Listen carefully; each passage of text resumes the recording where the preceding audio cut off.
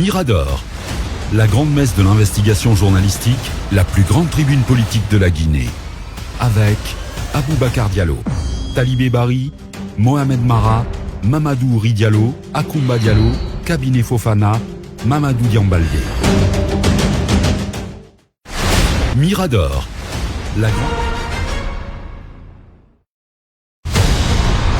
FIM FM. Pour rien au monde, nous n'allons servir de caisse de résonance du politique. Notre mission, c'est de façonner l'opinion publique sur les enjeux sociétaux. Mirador. Ici, on sonne le glas de la compromission.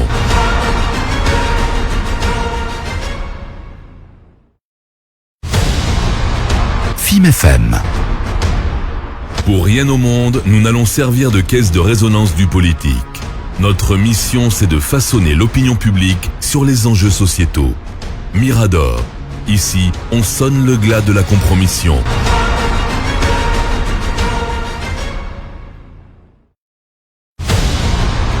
FIM FM. Pour rien au monde, nous n'allons servir de caisse de résonance du politique. Notre mission, c'est de façonner l'opinion publique sur les enjeux sociétaux. Mirador. Ici, on sonne le glas de la compromission.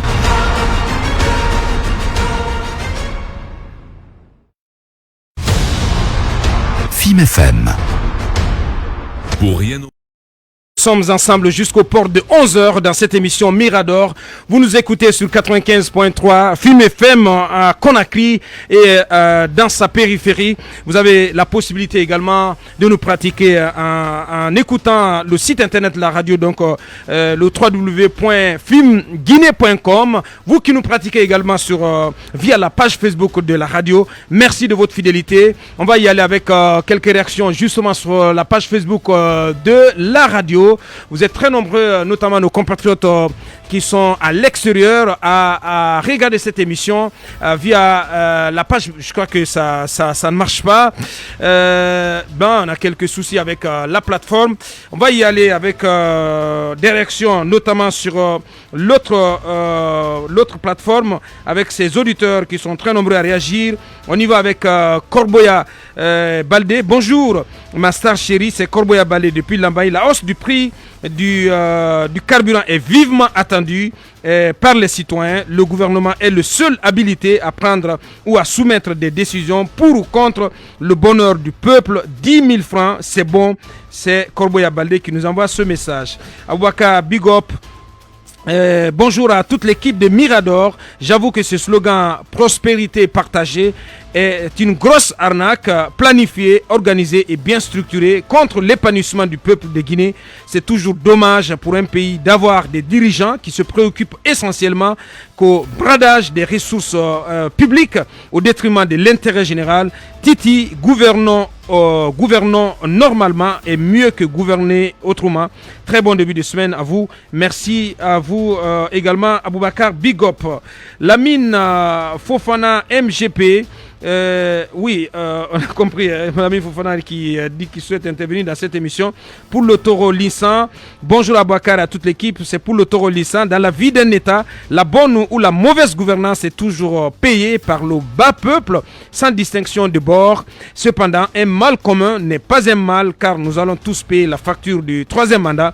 Qu'il soit Amara Kondé, militant du régime, Oumar Silla, opposant du régime, Mamadou Diallo de Anaotagui et Pepe Lama le neutre, nous serons tous dans la même corbeille et payerons tous la même facture. C'est pour le taureau Lissan, fidèle auditeur de FIM FM qui nous envoie ce message. Saïdou Lampel.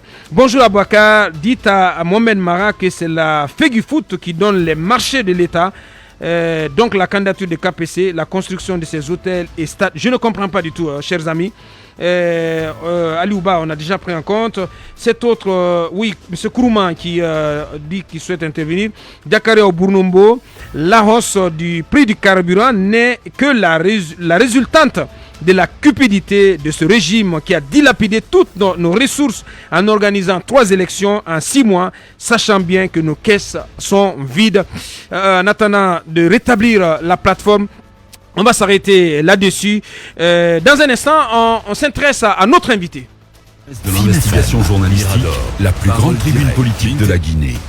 avec Aboubacar Diallo, Talibé Bari, Mohamed Mara, Mamadou Ri Diallo, Akoumba Diallo, Cabinet Fofana. Nous attend M. Sidya Touré, président de l'UFR, qui va donc passer en revue l'actualité sociopolitique de la Guinée en notre compagnie. Talibé Bari, on me signale que M. Sidya Touré est en direct. M. Sidya Touré, depuis Abidjan, bonjour. Bonjour Bakar, bonjour à tout le monde. Bienvenue sur FIM FM et dans Mirador. Talibé Bari. Monsieur Touré, depuis certainement la lagune Ébrié, vous assistez aux opérations de déguerpissement qui ont déferlé sur les citoyens et à Conakry et à l'intérieur du pays. Et on observe que finalement le président semble se raviser puisque après des milliers de victimes, il juge nécessaire finalement d'envisager l'envoi d'une mission pour faire la situation et ensuite même prévoir la possibilité d'indemniser les victimes. Je ne sais pas qu'est-ce que vous voulez que je vous dise par rapport à ça. Dès le début, j'étais intervenu pour expliquer que dans ce genre de choses, c'est l'explication qui doit précéder les destructions. Il faut commencer par comprendre qu'est-ce qui se passe, quels sont ceux qui ont leur papier et qu'est-ce que surtout l'État envisage de faire une fois qu'on a fait ces destructions-là.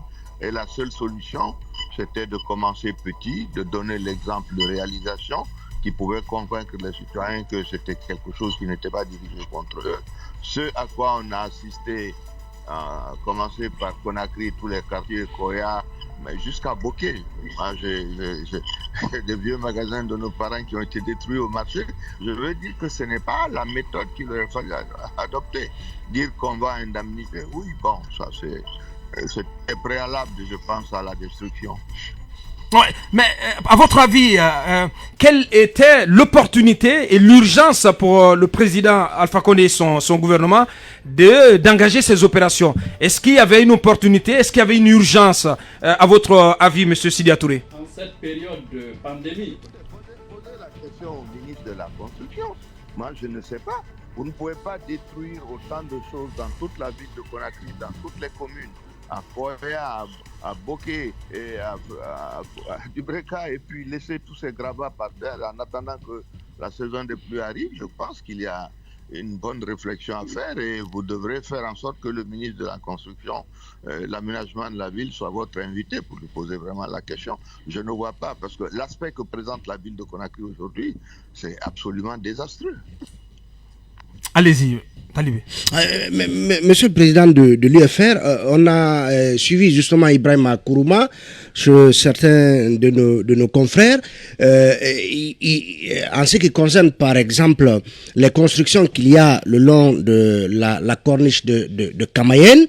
Il semble avoir exempté ces constructions en disant avoir facturé ceux qui ont fait des remblais à concurrence de 4 milliards de francs guinéens. Écoutez, normalement, tout ça n'est pas une affaire de personne. Hein. Si vous avez un programme d'aménagement de la ville, vous devez pouvoir l'expliquer, vous devez pouvoir en discuter, vous devez faire avaliser cela et puis commencer à faire cet aménagement. Si les destructions sont nécessaires, elles se font au fur et à mesure. Ces questions d'arrangement personnel par rapport aux uns aux autres, ça n'a rien à voir avec la gestion de l'État. C'est toute une autre histoire, cela. Allez-y, Mohamed Dia. Oui, monsieur le Premier ministre, il y a aussi le volet cherté de la vie. Le président Alpha Condé a profité hier d'une tournée à Forêt-Caria pour annoncer une éventuelle hausse des prix dès après le Ramadan. Notamment sur le prix du carburant, il a chassé tout doute en comparant les prix pratiqués en Côte d'Ivoire et au Sénégal notamment, où le litre d'essence se vendrait à 14 000 en Côte d'Ivoire, à 13 000 au Sénégal, pour justifier une augmentation du prix du carburant à la pompe au sortir du mois de Ramadan. Quel regard vous portez sur l'argumentaire développé par le président Alpha Condé et son gouvernement? Moi, je suis très surpris que ce soit le président qui annonce ces choses-là. Vous savez, moi, j'ai été directeur du commerce ici pendant près de 7 ans. ce sont des choses qui se règlent au niveau vraiment de l'administration et ce n'est pas le président de la République qui se charge de ces questions-là. Mais en attendant, comparaison n'est pas raison. En Côte d'Ivoire, ici, le carburant coûte 600 francs. C'est l'équivalent de 10 300 francs guinéens à peu près. Mais ceci n'est pas une comparaison dans la mesure où pendant la même période, vous avez 2000 bus articulés qui circulent dans la ville d'Abidjan avec des prix qui sont réglementés et qui permettent aux citoyens de se déplacer. Vous avez un SMIC ici à peu près à l'équivalent de 100 €, donc à peu près 1 200 000 francs guinéens. On ne peut pas comparer ça aux 450 000 francs, disons, indicatifs en ce qui concerne la Guinée. Donc il faut se méfier de ces comparaisons-là. En attendant, ce n'est pas cela, mais le niveau de vie ici des habitants par rapport au développement économique est supérieur au nôtre. Allez-y, Akumba. Monsieur le Premier ministre, vous avez été chef du gouvernement et on vous sait formation de financier ou trésorier. À votre avis, quelle doit être la place des finances publiques dans une gouvernance? Mais Akumba, c'est le point central de tout. Si vous n'avez pas d'argent, vous ne pouvez rien faire. Les finances publiques, c'est faire en sorte que vous ayez les ressources pour, disons, exécuter les programmes que vous fixez. Si vous n'avez pas d'argent, qu'est-ce que vous pouvez faire? Bien sûr que c'est central. Toutes les réformes consistent à faire en sorte que les finances soient en ligne par rapport aux projections de dépenses. Si les finances publiques n'avaient pas le nécessaire pour avoir l'argent pour développer votre programme, vous pouvez aller nulle part avec ça. Alors, à votre avis, quels sont les b.a.-ba pour avoir des bonnes finances publiques afin de réduire le déficit budgétaire, avant qu'on ne parle du cas spécifique de la Guinée? Ben, écoutez, quand vous votez un budget, normalement, vous avez d'un côté les recettes et les dépenses. Vous faites en sorte que vos recettes soient en ligne par rapport à vos dépenses. C'est ça que vous faites tous les matins vous-même. Quand vous vous programmez, vous avez votre salaire, vous vous dites combien je vais dépenser pour le riz, combien je vais dépenser pour les transports, combien je vais dépenser pour l'école des enfants. Et vous cherchez les ressources pour être en ligne par rapport à ça. Si un déséquilibre existe par rapport à cette situation, vous êtes en déficit. Et je crois que c'est le b.a.-ba même de la gestion de l'État d'avoir les finances publiques. C'est quand elles sont déséquilibrées que nous faisons appel aux uns aux autres pour venir nous aider. Est-ce qu'à votre temps, on faisait usage des bons de trésor? Écoutez, les bons de trésor en tant que tel, ça veut dire quoi?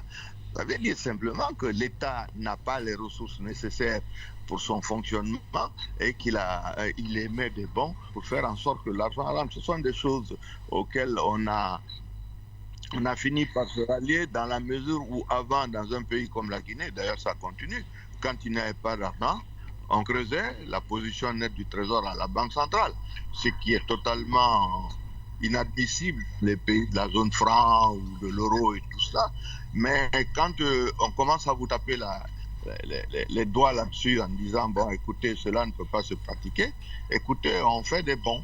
On demande aux gens de vous prêter de l'argent afin que vous puissiez passer le cap difficile que c'est. En soi, ce n'est pas, je ne peux pas dire que c'est interdit, mais bon, cela veut dire que vous avez des besoins de trésorerie qu'il faut couvrir. Alors, ma dernière question peut-être pour l'instant, c'est de commander votre lecture, votre analyse sur un fait suivant. Le taux directeur de la Banque centrale officiellement est de 11,5%, en tout cas c'est le taux qui est affiché sur son site internet, mais ces bons de trésor sont vendus parfois à un taux d'intérêt avoisinant 13%, voire même 14%. Quelle est votre analyse? Non, ça c'est tout à fait régulier. Le taux directeur de la Banque centrale, c'est le taux par lequel la Banque centrale donne l'argent. Mais celui qui fait l'opération en tant que banquier primaire, il a besoin d'avoir une marge. Donc cela ne représente que la marge par rapport au taux directeur. Le taux directeur n'est pas le taux auquel on fait les prêts. Ouais, le taux auquel la Banque centrale cède l'argent aux banques primaires. Monsieur Sidia Touré, président de l'UFR en direct sur Film FM depuis Abidjan. On va insister sur ces bons de trésor, le recours de l'État à ces bons de trésor, monsieur Sidia Touré, pour quand même s'étonner du fait que l'État guinéen, le gouvernement guinéen, soit amené à y recourir alors que on connaît le niveau de production de minière de la Guinée, le niveau de production minière de la Guinée, notamment sur le plan bauxitique. On se demande, il est à se demander où est passée toute la manne, la grosse manne financière tirée de notre production bauxitique. Comment expliquer que ce gouvernement soit obligé d'y faire recours? Abusivement, presque. Abusivement. Non, c'est pas abusif. Je crois honnêtement sur ce plan-là, il ne faut pas en faire tout un plat. Le fait qu'on ait des bons du trésor pour avoir des ressources nécessaires à boucler, je ne sais pas moi, un projet ou un budget, ce n'est pas, ça c'est pas interdit. Au niveau de la zone UEMOA ici, on a recours aux bons du trésor. Bon, ils ne sont pas souscrits pas uniquement par exemple en Côte d'Ivoire ou au Sénégal, mais toute la zone UEMOA peut souscrire puisqu'ils ont une monnaie commune. Donc en soi, ce n'est pas quelque chose qu'il faut trop s'appesantir. Le vrai problème de la Guinée, c'est effectivement le problème des ressources. Apparemment, l'essentiel de nos ressources, on le tirait d'un produit qui semble avoir quelques problèmes. Akumba est là-bas, il connaît mieux ce secteur que moi, mais apparemment, il y a un peu d'eau dans le gaz en ce qui concerne le cours de la bauxite. Donc ça, quand on a un produit unique sur lequel on a bâti son économie, que ce soit le pétrole, que ce soit la bauxite, quand il y a des problèmes comme ça, écoutez, vous avez un problème, voilà, vous êtes mal parti. Monsieur le Premier ministre, je vous ai attentivement écouté. Vous nous dites que c'est quasiment normal l'émission de bons de trésor pour financer, pour boucler notamment des projets. C'est l'exemple que vous avez donné. Mais ce qui semble nous inquiéter ici, c'est que si vous prenez ne serait-ce que le mois passé, en tout cas d'après une enquête réalisée par Akumba, c'est que plus de 1000 milliards de nos francs ont été émis en bons de trésor. Et dans ces 1000 milliards, plus de 600 milliards sont allés rien que dans les salaires. Est-ce que vous trouvez... Donc ce n'est pas allé dans l'investissement. Ce n'est pas allé dans l'investissement. Quelle lecture faites-vous de cela? C'est toujours la même chose. Il s'agit de boucler le budget. D'accord. Maintenant, le ministre peut vous expliquer pourquoi il utilise... L'argent est fongible. Quand vous dites qu'il y a 600 milliards qui sont allés, vous ne savez pas où sont passés 600 milliards. Une partie de l'argent est allée là, mais ça aurait pu aller ailleurs. Donc, je ne pense pas qu'il faille faire une fixation réellement sur les bons du trésor en tant que tel. D'accord. Monsieur le Premier ministre, je ne sais pas à quel moment vous avez pris notre émission en cours, mais nous nous penchions aujourd'hui sur les statistiques de la production de l'or dans notre pays au cours de l'exercice passé.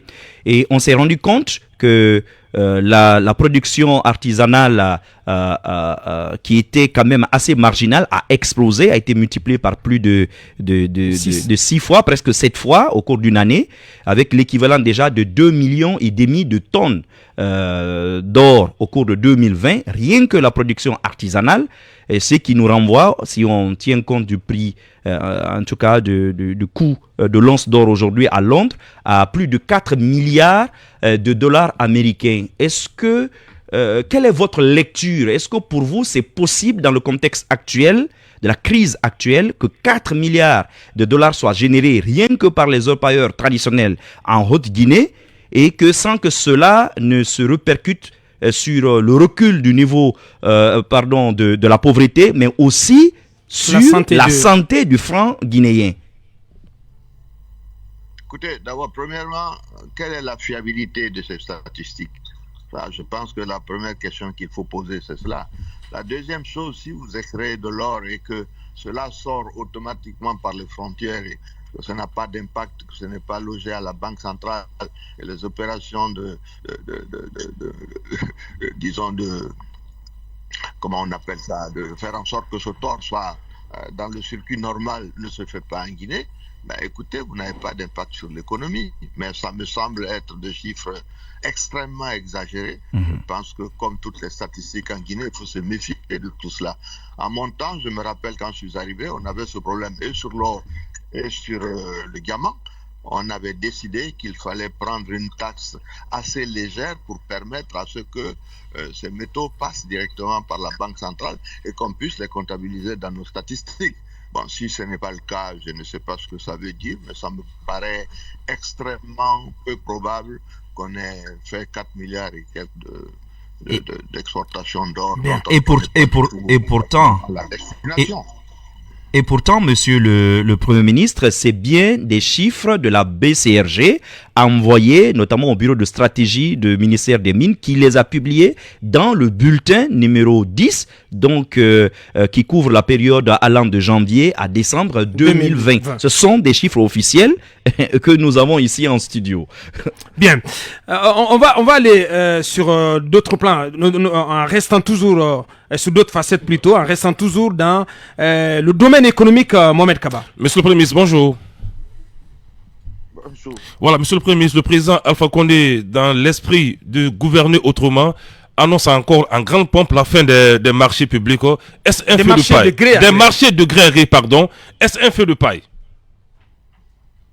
Non, vraiment, j'ai un problème avec ces annonces-là parce que, comme je le disais la fois dernière, le président est en poste depuis plus de 10 ans.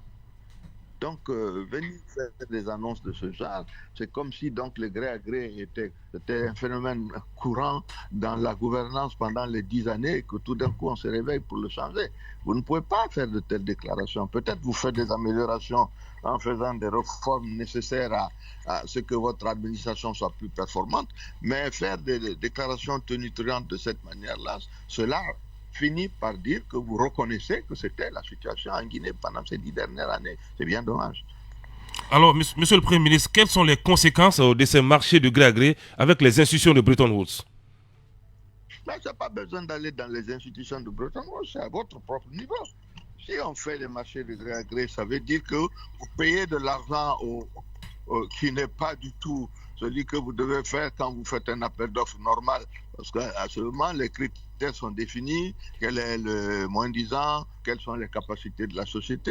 Mais moi, j'ai vu, quand je suis arrivé à la primature en 1996, de tels marchés, notamment ceux qui concernaient les mairies, les gens avaient encaissé 60, 70, 80% de l'argent, ils n'avaient pas réalisé 5% des travaux. Voilà ce que c'est comme répercussion dans le pays. Bretton Woods n'a rien à voir avec ça, nous-mêmes. Bien. Allez-y, Jean Baldé. Nous allons embrayer par rapport à la gestion de la pandémie de Covid-19, monsieur le Premier ministre. Ces derniers temps, il y a une hausse au niveau, comment dirais-je, des malades de Covid.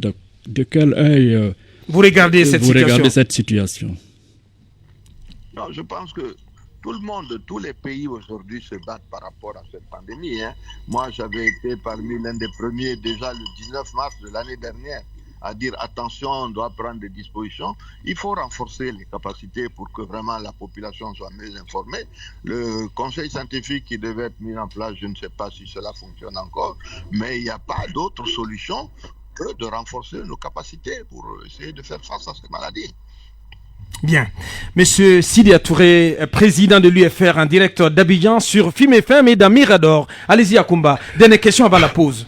Monsieur le Premier ministre, l'administration guinéenne est reconnue comme étant très violente à l'égard de son citoyen. On se rappelle du discours de Sékou Touré de 1976, Lowo Fatara de Lansana Conté en 1985, je crois, et puis le 28 septembre 2009. Alors, à votre avis, qu'est-ce qu'il faut aujourd'hui pour que l'administration guinéenne soit une administration au service des citoyens guinéens qui le protègent? Mais à Kumba, moi j'étais au stade de 28 septembre et les coups que j'ai pris là-bas jusqu'à aujourd'hui, je me soigne pour cela. Donc l'objectif de notre combat était justement d'avoir, disons, une gouvernance démocratique, c'est-à-dire qui est l'émanation du peuple, donc qui est obligé d'écouter les populations. C'est cela qui devait nous amener à une situation, disons, de meilleure surveillance seulement de la démocratie, des comportements vis-à-vis des populations, de la prise en compte de leurs besoins essentiels. C'est cela l'objectif de la démocratie.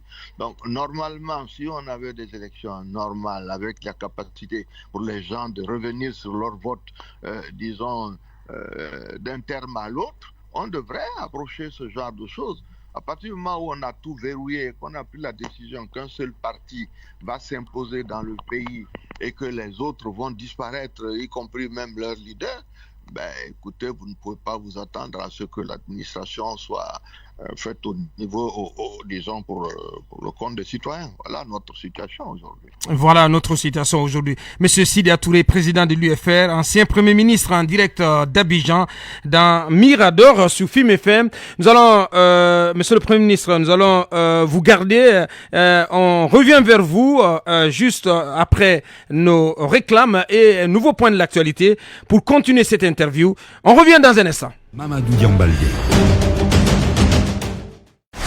Mirador, la grande messe de l'investigation journalistique, la plus grande tribune politique de la Guinée. Avec Aboubacar Diallo, Talibé Bari, Mohamed Mara, Mamadou Ouri Diallo, Akoumba Diallo, Cabinet Fofana. Nous n'allons servir de caisse de résonance du politique. Notre mission, c'est de façonner l'opinion publique sur les enjeux sociétaux. Mirador, ici, on sonne le glas de la compromission.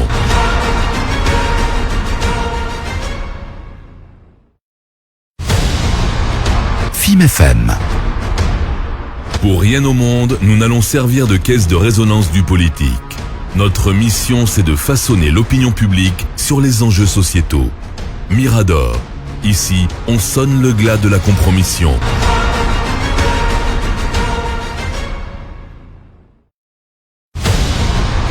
FIM FM. Pour rien au monde, nous n'allons servir de caisse de résonance du politique. Notre mission, c'est de façonner l'opinion publique sur les enjeux sociétaux. Mirador, ici, on sonne le glas de la compromission.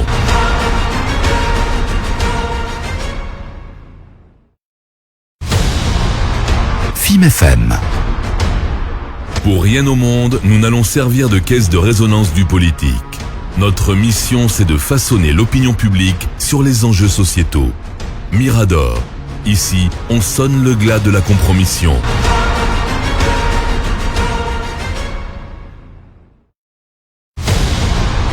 FIM FM. Pour rien au monde, nous n'allons servir de caisse de résonance du politique. Notre mission, c'est de façonner l'opinion publique sur les enjeux sociétaux. Mirador, ici, on sonne le glas de la compromission. Mamadou Diambalgué. Mirador, la grande messe de l'investigation journalistique, la plus grande tribune politique de la Guinée. Avec Aboubacar Diallo, Talibé Bari, Mohamed Mara, Mamadou Ouri Diallo, Akoumba Diallo, Cabinet Fofana, Mamadou Diambalgué. Mirador, la grande messe de l'investigation journalistique, la plus grande tribune politique de la Guinée. Avec Aboubacar Diallo, Talibé Bari, Mohamed Mara, Mamadou Ouri Diallo, Akoumba Diallo, Cabinet Fofana, Mamadou Diambalgué. Mirador, la grande messe de l'investigation journalistique, la plus grande tribune politique de la Guinée. Avec Aboubacar Diallo, Talibé Bari, Mohamed Mara, Mamadou Ouri Diallo, Akoumba Diallo, Cabinet Fofana, Mamadou Diambalgué. Mirador, la grande messe de l'investigation journalistique, la plus grande tribune politique de la Guinée. Avec Aboubacar Diallo, Talibé Bari, Mohamed Mara, Mamadou Ouri Diallo, Akoumba Diallo, Cabinet Fofana, Mamadou Diambalgué. Mirador, la grande messe de l'investigation journalistique, la plus grande tribune politique de la Guinée. Avec Aboubacar Diallo, Talibé Bari, Mohamed Mara, Mamadou Ouri Diallo, Akoumba Diallo, Cabinet Fofana, Mamadou Diambalgué. Mirador, la grande messe de l'investigation journalistique, la plus grande tribune politique de la Guinée. Avec Aboubacar Diallo, Talibé Bari, Mohamed Mara, Mamadou Ouri Diallo, Akoumba Diallo, Cabinet Fofana, Mamadou Diambalgué. Mirador, la grande messe de l'investigation journalistique, la plus grande tribune politique de la Guinée. Avec Aboubacar Diallo, Talibé Bari, Mohamed Mara, Mamadou Ouri Diallo, Akoumba Diallo, Cabinet Fofana, Mamadou Diambalgué. Mirador, la grande messe de l'investigation journalistique, la plus grande tribune politique de la Guinée. Avec Aboubacar Diallo, Talibé Bari, Mohamed Mara, Mamadou Ouri Diallo, FIM FM. Pour rien au monde, nous n'allons servir de caisse de résonance du politique. Notre mission, c'est de façonner l'opinion publique sur les enjeux sociétaux. Mirador. Ici, on sonne le glas de la compromission.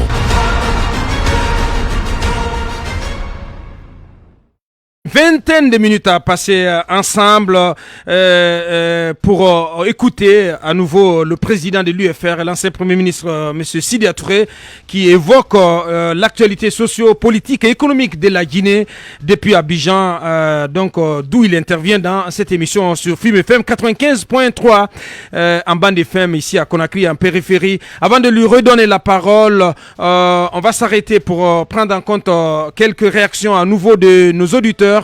On s'intéresse à ceux qui interviennent, ceux qui nous ont écrit sur le 660 plutôt, 61 53 53 ou le 666 41 53 53. Cette première réaction, salut à tous les Miradors. Moi c'est So Amadou Siradio. Je vous écoute depuis Madina. Ici l'écoute est très favorable. Je vous adore tous. Merci.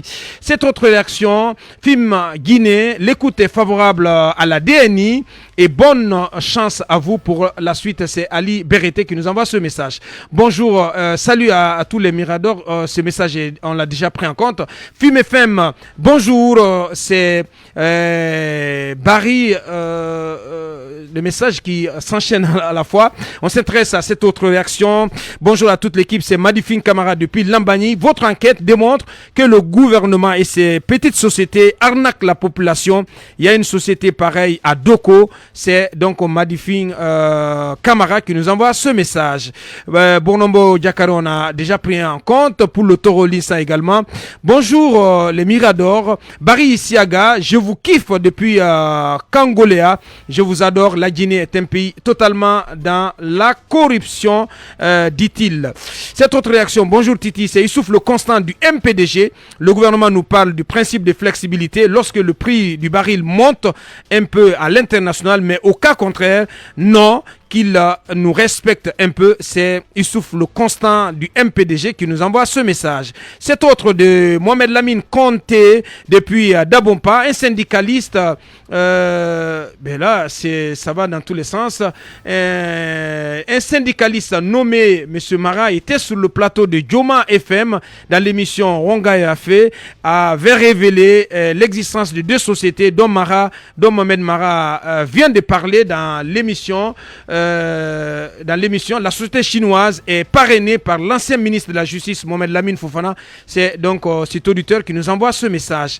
Cette autre réaction, bonjour FIM, respect à vous en matière d'investigation. Moi, je m'appelle Ismaël Kalé, je viens de l'Hérault. J'ai eu des maux de tête avec ces chiffres. Et si on gérait autrement nos mines en Guinée, je crois que ça pourra nous aider de sortir de cette situation. On va aller prendre quelques réactions sur la page Facebook de la radio. Cette première réaction, on va y aller avec Awada. Cette première réaction de Ousmane Diallo. Je vous suis depuis le Libéria. Merci les chevaliers du micro. Je vous aime et je vous embrasse comme j'aurais aimé le faire dans la réalité. On va s'intéresser à d'autres réactions. Ils sont très nombreux à nous écrire sur notre page Facebook. Et cette réaction d'un auditeur, c'est Thieba, arrêtez d'appeler Sidya Monsieur le Premier ministre. Il est Monsieur Touré, président du parti plus PM. Je ne comprends pas du tout. On s'intéresse à d'autres, on sélectionne un peu à la va-vite. Pas assez de réactions sur la page Facebook de l'émission. Cette dernière, les marabouts qui sont là nous fatiguent beaucoup. On s'intéresse on va revenir à vos réactions un peu plus tard. On poursuit l'interview avec M. Sidya Touré. FIM FM. Mirador, parole directe, l'interview vérité ou la fine bouche ébanie. Mirador, ici, la parole est directe. On revient dans cette émission avec notre invité, M. Sidya Touré, donc que nous allons rappeler depuis Abidjan. Cette fois-ci, on va s'intéresser au volet politique de l'émission. Est-ce qu'il est de retour, M. Sidya Touré? M. Sidya Touré, rebonjour. Bonjour. Bienvenue à nouveau. Allez-y, Talibé Bari. On s'intéresse au volet politique de l'émission. Et à rappeler que sous le coup de 9h50, nos auditeurs pourront donc adresser leurs questions directement à Monsieur Sidya Touré. Monsieur le Premier ministre, même si un auditeur nous défend de vous appeler ainsi, vous avez été Premier ministre, justement. Monsieur le Premier ministre, le président Alpha Condé a accordé une interview à Jeune Afrique dans laquelle il annonce une recomposition presque inévitable de la scène politique, poussant à la disparition des grands partis politiques que vous êtes aujourd'hui. Est-ce que vous avez le sentiment que Alpha Condé travaille réellement à vous faire disparaître, vous qui êtes les grands partis de la scène politique guinéenne? Moi, je croyais que le programme de gouvernement, c'était de créer de la richesse pour essayer de développer le pays, faire en sorte que les populations profitent justement de cette création de richesse. Si maintenant le chef de l'État estime que son travail consiste juste à instaurer un parti unique en Guinée, ben c'est une nouvelle orientation qui n'a plus rien à voir avec ce pourquoi nous nous sommes battus pour avoir la démocratie dans notre pays. Bon, vous avez des journalistes qui relaient ce genre d'informations. Écoutez, chacun vit comme il peut, hein? Chacun a ses sources de financement. Je leur laisse, disons, ce genre de Là, choses. vous faites allusion à Jeune Afrique, notamment à François Soudan, dont l'amitié avec le président Alpha Condé est connue de tous. Et qui a séjourné il y a quelques jours ici en Guinée. Moi, je dis, on m'a rapporté ces choses-là. Je dois dire que quand vous venez en tant que journaliste en Guinée, vous devez vous intéresser à savoir comment les Guinéens vivent. Vous devez vous intéresser de savoir si, disons, tout ce qu'on a gagné comme croissance économique ces derniers temps en matière d'exploitation bauxitique et autres, à quoi cela a servi. Est-ce qu'on a des infrastructures routières? Est-ce qu'on a fait des hôpitaux? Est-ce qu'on a fait des universités? Est-ce que les Guinéens vivent mieux? L'eau, l'électricité? C'est ça pourquoi. C'est ça le développement humain, hein? C'est pas autre chose. Alors si vous ne vous intéressez pas à ça et que votre problème c'est de savoir si tous les partis politiques vont disparaître ou qu'on revienne au parti unique, moi je leur laisse la responsabilité de ces choses-là. C'est pas un débat. Bien. Je ne pense pas que Alpha a été élu pour ça. Mais maintenant, ça peut être une décision. Nous sommes tous bloqués dans des situations assez bizarres où on interdit aux gens de sortir, ainsi de suite. Ça n'a plus rien à voir avec le fonctionnement de notre pays. C'est une dictature qui se met en place et c'est bien dommage pour nous. Mais on a le sentiment, M. Sidya Touré, que vous semblez prêter le flanc à cela, à cette volonté d'Alpha Condé de vous faire disparaître depuis qu'on est sorti de la présidentielle. Tous les grands partis, notamment l'UFR, l'UFDG qui tente de sortir la tête de l'eau, semblent avoir déposé les armes. Peut-être que l'expression est exagérée, hein, mais on ne vous entend pas, on ne vous voit pas sur le. Il semble qu'il n'y a plus de mécanisme de réplique, de riposte en face. Écoutez, l'objectif des partis politiques, ce n'est pas avoir des mécanismes de riposte. L'objectif pour nous, c'est de vendre le programme, ce pourquoi nous sommes battus. Nous tenons nos assemblées, nous continuons d'avoir des réunions du bureau politique. La preuve, j'interviens sur cette radio pour encore continuer à exprimer l'opinion de l'UFR. Si on veut faire disparaître les partis, allez sur le terrain, vous verrez si les partis politiques sont là ou pas.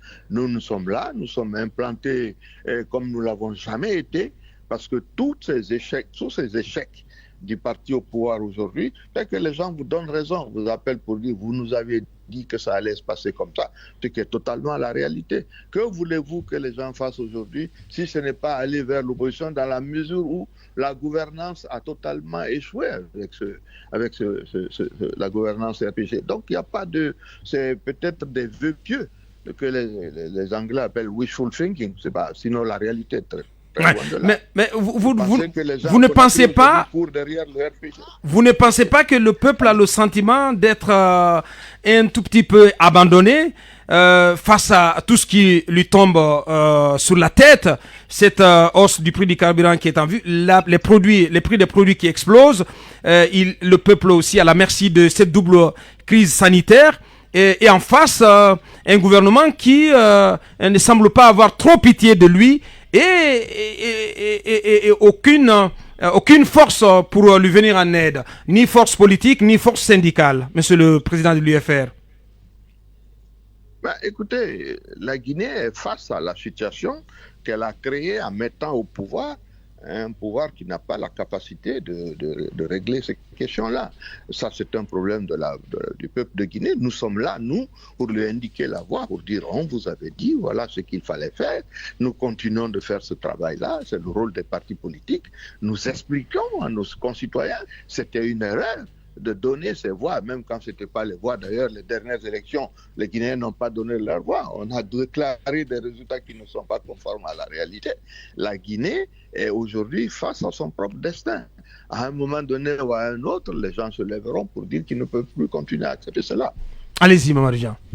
Par rapport toujours au discours du président, il a profité pour tenser Dakar qui servirait de base arrière à certains opposants pour... comment dirais-je, tirer sur sa gouvernance. Et il explique, Monsieur le Premier ministre, sa décision de garder les frontières fermées parce qu'il y a notamment 2 personnes, Sékou Koundono et Ibrahima Diallo du FNDC, installés à Dakar. Non, franchement, écoutez, c'est prêter trop de gens à ces jeunes gens qui se sont battus, qui continuent de se battre dans le cadre de la société civile, que nous soutenons tous d'ailleurs, hein. Nous sommes tous du FNDC d'une manière ou d'une autre, et le fait de dénoncer la gouvernance telle qu'elle est pratiquée aujourd'hui ne fait pas de vous des ennemis de la Guinée. Alpha n'a fait que ça pendant 40 ans avant d'arriver au pouvoir. Alors je ne comprends pas comment tout d'un coup, s'ils ne sont pas d'accord avec sa façon de voir les choses, vous devenez les ennemis du peuple. Ça n'a rien à voir avec cela. Et j'estime qu'au niveau de la CEDEAO, on ne peut pas fermer les frontières pour ces raisons-là. Allez-y, toujours. Monsieur Touré, il y a aussi votre appel en faveur d'une décrispation de l'atmosphère politique. Vous êtes un peu... C'est comme si vous étiez à rebours du FNDC et de Cellou Dalein qui appellent à continuer davantage le combat. Écoutez, on a émis une idée. L'idée, c'est toujours la même chose. Je me suis engagé en politique pour servir mon pays. Je me suis engagé pour faire en sorte que les Guinéens vraiment aient autre chose que ce qu'on leur applique aujourd'hui, que ce qu'on leur impose aujourd'hui. Donc chaque fois qu'il y a une lueur d'espoir quelque part, je l'éveille, j'ai essayé de donner une idée, mais cela ne peut pas être possible si les dirigeants du pays ne sont pas ouverts à cette possibilité de dialogue, non pas avec les partis politiques, mais avec l'ensemble de nos compatriotes pour savoir comment sortir de cette situation de blocage, il faut le reconnaître.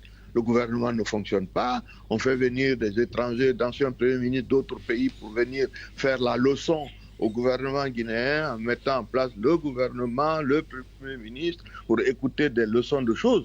J'estime que nous sommes dans une situation où rien n'avance dans ce pays. Mais il y a Depuis aussi... 10 ans, nous nous battons pour les mêmes problèmes d'électricité. Je dis, ouvrons un dialogue pour discuter de la situation. Oui, mais à quelles conditions? Pour qu'on puisse s'orienter et aller d'avant. À quelles conditions? Les conditions, on les définira si on a envie de les faire au lieu de faire. Voilà, c'est tout. Hein. Si on veut le faire, on définira les conditions. C'est comme si le président vous avait entendu, puisqu'il a...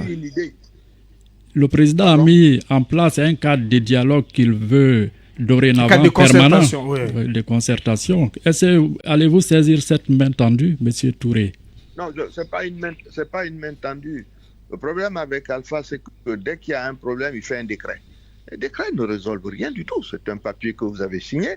Mais qu'est-ce qui se passe derrière tout cela? C'est ça la réalité. On ne fait pas un dialogue en commençant par dire nous allons faire le dialogue, mais je désigne moi-même ceux qui vont aller au dialogue. C'est pas de cette manière que cela peut prospérer. Hein. C'est une idée, c'est un débat, c'est un objectif pour permettre aux Guinéens de sortir vraiment de la misère, mais à tout point de vue, sanitaire, physique, social, financière, dans lequel nous nous trouvons aujourd'hui. Voilà ma raison d'être en politique. Monsieur Sidia Touré, président de l'UFR en direct d'Abidjan dans cette émission. Akoumba Diallo. Monsieur Touré, la charte africaine de la démocratie, des élections et de la gouvernance exige des États membres la protection des partis politiques et de la société civile. Par contre, en Guinée, aujourd'hui, on vit des arrestations dans les rangs des partis politiques. Est-ce que vous pensez que la Guinée est vers la dérive vis-à-vis de ses engagements continentaux? Nous sommes obligés de reconnaître que nous allons vers une dérive autoritaire. Cela va de soi. Je rappelais lors d'une de vos émissions qu'en 2007, Il y a eu des manifestations en Guinée qui ont abouti pratiquement à des tueries au pont du 8 novembre. Et cette tension nous a amené tellement loin qu'on a été obligé de nommer un Premier ministre. Mais pendant toute cette période-là, et moi-même, et Alpha Condé, et Sirajo, et Bamamadou, nous étions chez nous. Le président Conté n'a agressé personne. Je me rappelle les militaires qui passaient devant ma porte, nous intimaient l'ordre, n'allez pas dehors si vous arrive quelque chose, qu'on ne nous accuse pas. Mais là, ce sont les militaires qu'on envoie pour aller agresser les gens. Moi, on m'a envoyé des gens à 4 h du matin chez moi pour chercher à m'enlever. Il faut qu'on comprenne bien, c'est une dérive autoritaire absolue. Cela ne vous mène nulle part. Et je le dis en connaissance de cause, je connais Alpha, je sais qu'est-ce qu'il a fait dans l'opposition. Je sais, quand nous étions en France, comment est-ce qu'on allait au bureau de Kouchner, d'Abdou Diouf, pour ameuter les uns les autres, on appelait Bongo, pour qu'on puisse se pencher sur la situation de la Guinée. Il ne peut pas dire que les autres ne peuvent pas, ne serait-ce que poser des questions sur la manière dont le pays avance. À cet effet-là, j'en profite pour condamner encore une fois l'arrestation de gens qui sont vraiment des chantres de la démocratie dans notre pays. Je n'arrête pas d'en parler. Moi, je connais Gawal, je connais Soropogui, le jeune Fonke Mangé, je sais qui c'est. Ce sont des gens qui se battent pour l'amélioration des conditions démocratiques dans la République de Guinée. On ne peut pas les arrêter comme des va-nu-pieds et puis aller les mettre en prison et commencer à fabriquer des dossiers qui n'existent pas. Il faut qu'on arrête cela. Cela ne nous grandit pas. Et quand les journalistes arrivent en Guinée, au lieu d'évoquer ces questions-là, on dit non, on va éteindre les partis politiques. Bon, écoute, chacun a ses moyens de subsistance. Allez-y, Mohamed Mara. Oui, monsieur le Premier ministre, l'autre question porte sur ces guéguerres autour désormais de ce poste de chef de file de l'opposition. Quelle est votre lecture sur la question? Ma deuxième question, c'est puisque tout semble désormais bloqué, les partis politiques ont du mal à exercer leur liberté pourtant reconnue par la Constitution du troisième mandat, et la société civile quasiment mise au pas, les médias ont du mal désormais à aborder certaines questions, des journalistes d'ailleurs en ce moment sont en prison pour s'être exprimés. Quelle voie de sortie envisagez-vous pour la Guinée? D'abord sur le statut de chef de file de El Hadj Mamadou Sylla.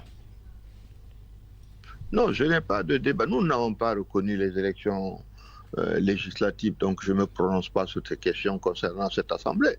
Elles ne nous concernent pas. Bon, maintenant, ce qui concerne la dérive autoritaire que nous avons actuellement dans notre pays, vous le constatez à tout point de vue. Moi, je suis simplement désolé que cela vienne de quelqu'un que je connais et que nous pensions tous qu'il se battait pour... Mais comment en sortir? Mais comment en sortir aujourd'hui, monsieur le Premier ministre? Comment en sortir? Écoutez, vous avez deux solutions. Ou, comme je l'ai dit, il y a un dialogue qui est suscité par le président de la République en disant il y a une dérive et puis cela ne mène nulle part. Vous n'avez plus d'investissement dans le pays. Les gens ne sont plus à même, disons, d'aller concrètement à l'école, de travailler, d'avoir tout ce qui peut constituer les éléments nécessaires pour améliorer leurs conditions de vie. Mais vous faites la déclaration comme quoi il va falloir qu'on se retrouve et que nous puissions discuter. Si cela n'est pas, écoutez, d'une manière ou d'une autre, c'est les populations qui régleront cela, parce qu'à un moment donné, trop pressurisés, ils finiront bien par se révolter. Mohamed Kaba, dernière question. Voilà, Monsieur le Président, depuis 2013, nous parlons de dialogue. On piétine la loi, on va sur la base de certaines compromissions. Qu'est-ce qui n'a pas réellement marché? Non, l'objectif n'est pas de faire de la compromission. L'objectif est d'apaiser les cœurs et puis faire en sorte que même quand vous n'avez pas les mêmes partis politiques, comme quand vous êtes dans l'opposition, qu'il y ait un minimum sur lequel les Guinéens sont d'accord. Si aujourd'hui on lance un projet pour construire une université ou un hôpital à Conakry, si je suis opposant, je ne m'y opposerai pas. Vous comprenez? Si nous avons des possibilités d'avoir de l'électricité, je vais y souscrire. L'objectif, c'est cela. L'objectif n'est pas de faire que nous soyons opposés et qu'on se batte sur tous les sujets du matin au soir. Nous donnons une orientation de la manière dont nous, on aurait géré le pays si c'est nous qui le gouvernions. Si aujourd'hui la gouvernance que nous avons ne donne pas ces résultats-là, il est de notre devoir de continuer à le critiquer. De temps en temps, on se dit, retrouvez-vous pour que tout ça n'explose pas. Mais effectivement, l'objectif, c'est que cela aboutisse à des élections ou à des choses qui puissent apaiser les cœurs, aller de l'avant. Bien. Monsieur Sidi Touré, président de l'UEF, très rapidement, mon voilà, monsieur le président, est-ce que vous regrettez votre collaboration avec le président Alpha Condé? Mais ce n'était pas une collaboration. Je suis venu dans le cadre de ce que je pouvais faire pour mon pays. Je l'ai fait, je le répète encore de très clair. Sans salaire, sans budget, même pas un bon carburant. Je suis venu donner des idées. À l'époque, on a proposé de régler le problème de l'électricité. C'est la chose qui m'a le plus énervé dans toute cette affaire. Mangiana, Kankan, Kerouané, jusqu'à Lola, on aurait eu le courant aujourd'hui au même titre qu'à Abidjan. Je dis, une fois qu'on a fini les barrages, nous pouvons même nous-mêmes vendre du courant à la Côte d'Ivoire. C'est comme ça que cela se fait en ce moment. Ils ont fait ça avec le Libéria, ils l'ont avec le Mali. Mais qu'est-ce qu'on pouvait faire? Au lieu de faire en sorte que les gens soient en train de manifester à Cancan pour l'électricité, on aurait pu régler ces questions-là. J'étais venu pour ça, aider à ce qu'on relance l'agriculture, ce qui n'a pas été fait. Voilà les raisons pour lesquelles je l'ai fait sans salaire, sans budget. J'ai même pas eu 20 litres de carburant là-bas. Bien. Avant de permettre au moins à deux auditeurs de vous poser des questions, un mot rapidement, monsieur le président de l'UFR, sur les nouvelles orientations dans le cadre du combat du FNDC, mais dans un contexte, à un moment plutôt où, et là c'est Cellou-Dalein Diallo, président de l'UFDG, appelle à l'union sacrée des forces vives de la Guinée pour contrer ce qu'il appelle la dictature dans notre pays. Mais les forces nouvelles, le FNDC, c'était cela. C'était les forces vives pour faire face à l'autocratie qui était en train de se mettre en place. Donc je ne sais pas de quel appel il s'agit. Nous nous sommes tous retrouvés dans le FNDC, dans cet objectif-là. Alors on ne peut pas quitter le FNDC et puis revenir le lendemain pour dire qu'il faut se réunir encore. Le FNDC est là. Je pense que c'est un creuset pour nous tous. Ils ont dit que pour le moment, nous en avons discuté. Nous avons donné un caractère plus société civile à cela. Mais la lutte continue sur des choses qui sont effectives. Il y avait l'idée de la... Donc vous n'entendez pas l'appel de la Cellou-Dalein Diallo? Écoutez, tout le monde, on a lancé des appels partout. Le FNDC a lancé les mêmes appels. Je pense qu'il ne s'agit pas d'un appel de Paul ou de Pierre. Il s'agit de faire en sorte que ceux qui sont opposés à cette situation, qui se sont retrouvés dans le FNDC, continuent de se retrouver et puis qu'on continue le combat. Le combat, aujourd'hui, il est beaucoup plus société civile, mais ça veut dire que ce sont des sujets qui touchent directement nos compatriotes. Quel rapport aujourd'hui vous avez avec l'ancien Premier ministre Cellou-Dalein Diallo depuis qu'il a participé à la dernière élection présidentielle? Quelle est la nature de vos rapports aujourd'hui au sortir de sa participation à cette élection? Pourquoi voulez-vous qu'il y ait un problème? Nous n'étions pas d'accord sur ce sujet-là, mais cela ne veut pas dire qu'on a un problème particulier, il n'y en a pas. Bien. On va permettre du côté de la technique à deux auditeurs de poser leurs questions à M. Sidi Touré. Mirador. La politique d'illusion est une Diallo, cabinet Fofana, Mamadou Diambaldé. Mirador. La grande messe de l'investigation journalistique, la plus grande tribune politique de la Guinée. Avec Aboubacar Diallo, Talibé Bari, qui va répondre aux questions d'au moins deux auditeurs qui vont nous appeler donc sur le 667 61 53 53 ou le 666 41 53 53. Un premier auditeur. Bonjour.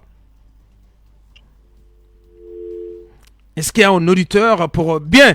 Bonjour. On a du mal du côté de la technique, au moins pour donner la possibilité à un auditeur de s'adresser à M. Sidi Touré, donc qui est sur l'autre ligne. On me signale du côté de la technique un auditeur. Bonjour. Bonjour, monsieur. Bonjour, vous vous appelez comment? Vous nous appelez d'où? Alia Konsoba, depuis Amdalaï. Une question pour M. Sidi Touré, allez-y. Merci, je salue M. Sidi Touré. Moi, je le demande, est-ce que le combat que le président Alpha Condé a fait, soi-disant pendant 40 ans pour la démocratie, est-ce que c'était le combat personnel ou c'est pour le peuple de Guinée? Merci beaucoup. Merci, Alia Konso. Monsieur Sidi Touré. Oui, ben, écoutez, on peut se poser des questions, hein, parce que pendant tout ce temps-là, nous étions tous convaincus que ces anciens qui étaient devant nous pour le combat pour l'instauration de la démocratie ne pouvaient être que des chantres de la démocratie. Aujourd'hui, c'est plutôt une autocratie qu'on essaie d'instaurer dans notre pays. Effectivement, il y a de quoi se poser des questions. Bien, un dernier auditeur. Un dernier auditeur. Est-ce qu'il est là? Bonjour. Bon, enfin. Bien. Est-ce qu'on a un dernier auditeur? On me signale bien. Bien. Bonjour. Vous vous appelez comment? Vous nous appelez d'où? Je suis Souleymane Tilibé de la CAS Kankankora, la ligne rouge. Je vous remercie. Allez-y. Votre question à M. Sidia Touré. Je de savoir réellement, est-ce qu'à chaque fois que M. Sidia Touré ne fait que perdre des cadres, est la cause de cela? Parce qu'aujourd'hui, il n'arrive pas à gérer de tous ces cadres au sein de son parti. Je vous remercie. À vous. Allez-y. Dernière question à vous, M. Sidia Touré. Je n'ai pas compris qu'il y a les cadres de mon parti. Ouais, il a le sentiment que vous n'arrivez pas à gérer les cadres de votre parti face au constat que certains partent des rangs de l'UFR. Mais écoutez, hein, avant qu'Alpha arrive au pouvoir, vous savez combien de gens ont quitté le RPG? Moi, j'en sais quelque chose puisque j'étais un de leurs financiers. Donc, le parti politique, ce n'est pas une obligation. Hein. Ah, mais là, c'est une affirmation. Vous étiez un des financiers du RPG. Oh, pendant la période où Alpha était en prison, on a beaucoup aidé. Eh bien. Il ne reste plus qu'à vous dire merci, M. Sidia Touré. Merci d'avoir répondu à nos questions. Merci donc de cette intervention depuis Abidjan. Ça n'est terminé pour le numéro de ce lundi. Oui, Talibé, ça n'est terminé. Je veux rappeler donc à nos auditeurs que demain, M. Aboubakar Kourouma, qui est le directeur général du BSD, Bureau de stratégie et de développement au ministère des Mines, interviendra dans cette émission au sujet de notre dossier d'enquête qui a été présenté en première partie aujourd'hui par Mohamed Mara. Merci à vous tous. Saluer le happy end de la libération de l'opérateur économique, M. Dansoko. Dansoko, donc, qui a retrouvé sa famille. Ça n'est terminé pour aujourd'hui. Merci à toute l'équipe technique, Khalil Lawada, Alpha Diaouné, Ibrahim Baben Diallo. Merci également à notre responsable de la production, vraiment l'inconsommable. Portez-vous bien. On remet tout ça demain à 9h, à 8h plutôt. Mohamed Mara, Mamadou Ridialo, Akoumba Diallo, Cabinet Fofana, Mamadou Diambaldier. Mirador, la grande messe de l'investigation journalistique, la plus grande tribune politique de la Guinée. Avec Aboubakar Diallo, Talibé Bari, Mohamed Mara, FIM FM. Pour rien au monde, nous n'allons servir de caisse de résonance du politique. Notre mission, c'est de façonner l'opinion publique sur les enjeux sociétaux. Mirador, ici, on sonne le glas de la compromission.